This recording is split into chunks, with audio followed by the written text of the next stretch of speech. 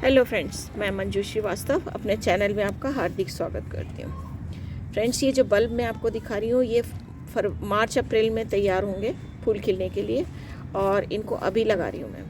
तो अभी मैं आपको बताती हूँ ये कौन कौन से बल्ब हैं और क्या क्या इनकी प्राइस है और इनको लगाने का तरीका क्या है। तो सबसे पहले स्टार्ट करते हैं एमरेलिस लिली से। ये लिली के बल्ब हैं और एमरेलिस लिली जो मैंने ऑनलाइन ख़रीदे थे, इसका वीडियो भी मैंने आपसे शेयर किया था। ये शायद 85 के या 65 के 5 बल्ब आए थे ये, ठीक है। और इसके साथ हैं ये एनीमोन के बल्ब, ठीक है। तो ये उसने मुझे 100 रुपीज़ के 4 दिए हैं। ऐसे 30 रुपये का एक बल्ब दे रहा था, ठीक। और ये वाले जो बल्ब हैं ये मैंने पहली बार ख़रीदे हैं। क्रॉकस नाम का है, इसमें भी एक स्पाइक निकलेगी और छोटे छोटे फूल निकलेंगे। और ये तो एक्चुअली ये ख़रीदा था, पूरा पैकेट था ये 6 बल्ब का, और ये 200 रुपये का था। तो 4 मेरी डॉटर के पास है, 2 मैं ले आई थी यहाँ से। और ये वाले जो बल्ब हैं ये डैफोडिल के हैं, है ना। और ये बल्ब हमें मिले थे 60 रुपीज़ का एक दे रहा था, फिर उसने 10 कम कर दिए थे तो 50 रुपये के दिए थे। तो ये हमने 5-6 बल्ब लिए थे, तो 2 मैं ले आई थी, बाकी 4 मेरी डॉटर के पास है। और इसके साथ ये है रेननकुलस। इसका फूल बहुत सुंदर आता है और गुलाब के फूल की टक्कर का इसका फूल होता है। कलर्स बहुत सारे होते हैं। तो इसको लगाने के लिए क्या करते हैं कि पहले इसको पानी में भिगोना पड़ता है, क्योंकि ऐसा भिगो देंगे तो इसको ग्रो करने में टाइम लगता है। तो ये जो सूखा बल्ब है, ये सूखे हुए बल्ब हैं, 4 हैं ये, और इनको मैं पानी में यहाँ इसमें डाल दे रही हूँ। तो ये आप ओवरनाइट भी छोड़ सकते हैं, 3-4 घंटे के लिए तो छोड़े ही छोड़े। तो इनको देखिए डालते ये सूखे सूखे ऊपर तैर रहे हैं, लेकिन ये भी अंदर डूब गया है। थोड़ी देर में इसमें बबल्स निकलने शुरू होंगे। देखिए बबल्स आप देखिए ध्यान से बनना स्टार्ट हो रहे हैं इसमें, है ना। और वो धीरे धीरे बबल्स भर के फूल जाएगा पूरा। उसके बाद इसको हम मिट्टी में लगाएंगे, ठीक है। और ये जो रेननकुलस के बल्ब हैं ये मुझे मिले थे 25-25 रुपये के, तो ये 100 रुपये के 4 बल्ब हैं। और इन बल्ब्स के फूल कैसे निकलेंगे वो मैं आपको आगे दिखा दूंगी। सभी बल्ब्स को लगाने के लिए बहुत रिच सॉइल लेना होती है, जिसमें 1 पार्ट सैंड, 1 पार्ट कंपोस्ट और 1 पार्ट गार्डन सॉइल हो। साथ में उसमें 1 चम्मच सुपर फॉस्फेट और 1 चम्मच उसमें पोटाश मिला हुआ हो। 1-2 चम्मच उसमें हम बॉन मील भी मिलाना है, साथ में फंगी पाउडर ज़रूर मिलाना है, ठीक है। अब कौन से साइज़ का हमको पॉट लेना होगा। जैसे ये बड़े गमले हैं, बड़े बल्ब्स हैं, तो इनके लिए 12 इंच के एक गमले में हम 3 बल्ब लगा सकते हैं, 3 या मैक्सिमम 4, इससे ज़्यादा नहीं। और ये वाले जो छोटे बल्ब्स हैं 12 इंच के एक गमले में हम इनको 5-6 बल्ब लगा सकते हैं। और सेम इसी तरह के एनीमोन के बल्ब जो हैं इनको 12 इंच के एक गमले में हम 3 या 4 बल्ब लगा सकते हैं। लिली के जो बल्ब हैं बस 2 लगा सकते हैं, इससे ज़्यादा लगाने से, क्योंकि इनको बहुत ज़्यादा एनर्जी की ज़रूरत होती है, तो इनको फिर कमी पड़ जाती है। इसलिए 2 या 3 बल्ब लगाइए 12 इंच के गमले में और छोड़ दीजिए। तो अभी मेरे पास गमले तो खाली हैं नहीं, तो मैं बोट में लगाने वाली, तो एक ही बोट में लगाऊंगी। तो मैं इस तरह से लगाने वाली हूँ बल्ब कि बड़े फूल, बड़ी स्पाइक जिनमें निकलती है वो गमले में पीछे की तरफ रहें, जिनमें छोटी स्पाइक आती है वो पौधे आगे रहेंगे। तो अभी देखिए अब काम चल ही रहा है, बहुत सफाई चल रही है। ये अभी लगाए हुए हैं डेलिया और डॉग फ्लावर और एंडी टफ्ट लगाए इस साइड।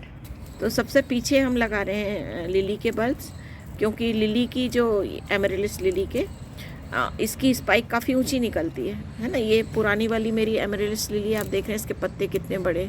तो ऐसी इसकी स्पाइक भी ऐसे ही निकलती है, करीब 1 फीट से थोड़े ज़्यादा ही समझ लीजिए। और एक स्पाइक में 4 से लेकर 6 तक फूल आते हैं। तो ये मेरी जो लगा रहे हैं ये मेरी रेड कलर की है, और ये जो 5 अगर लगाएंगे ये डिफरेंट कलर्स की हैं। लगाते टाइम देखिए ध्यान रखना है कि इनकी जो टिप्स हैं जहाँ से कि ग्रोथ होती है वो हिस्सा ऊंचा रहे, बल्ब पूरा मिट्टी में ढका रहे।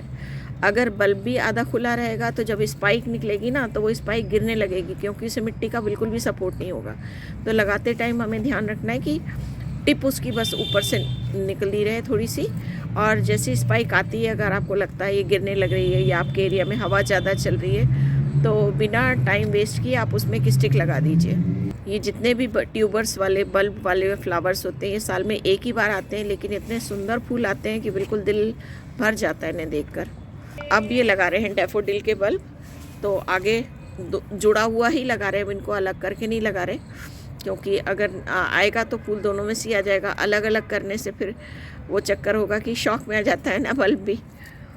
और ये जो छोटे वाले बल्ब लगाए हैं क्रॉकस के, ये 4-4 इंच के डिस्टेंस पे लगाए हैं। और बड़े वाले भी आप देख रहे हैं, क्योंकि अभी तो साइज़ इनका काफ़ी बड़ा है तो ये लग सकते हैं। और अब लगा रहे हैं एनीमोन के ये चारों बल्ब। इन बल्ब को लगाते टाइम ये ध्यान रखिए कि इसमें ऊपर का हिस्सा देखना होगा। देखिए, तो ये नीचे वाला हिस्सा है और ये जो ऊपर वाला उभरा उभरा सा दिख रहा है ये ऊपर रखा जाएगा। ठीक है, इसी में से निकलेंगी पत्तियाँ और स्पाइक।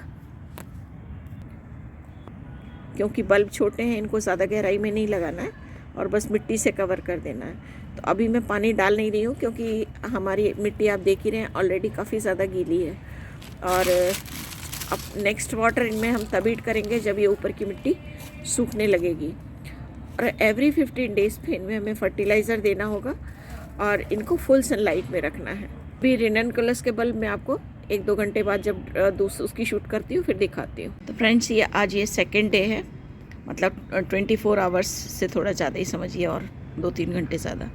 और ये सब फूल के रेडी हो गए। देखिए, सभी अच्छे पानी में इनने सोक कर लिया है। अब इनको हम लगाते हैं।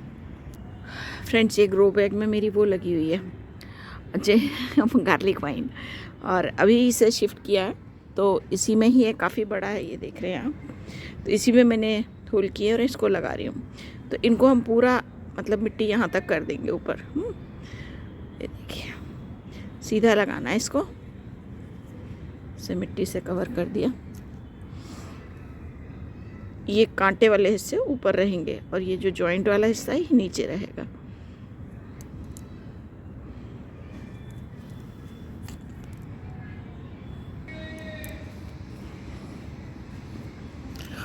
बड़े गमलों में अगर जगह बचती है तो उसमें ज़रूर लगा दें और पानी इसमें डाल देंगे। और इसको फुल सनलाइट में रखना है। और ये हैवी फीडर हैं, एवरी 15 डेज़ में इनको, मतलब ग्रो कर जाने के बाद एवरी 15 डेज़ में इनको फर्टिलाइज़र हम देते रहेंगे। और फ्रेंड्स, ये जो मेरा वीडियो था स्पेशली फॉर बल्ब्स के लिए था, ट्यूबर्स के लिए। और आई होप आपको इससे जानकारी मिल गई होगी अच्छी। अगले वीडियो में इसी तरह की नई जानकारी के साथ आपसे फिर मिलती हूँ। तब तक के लिए बाय बाय।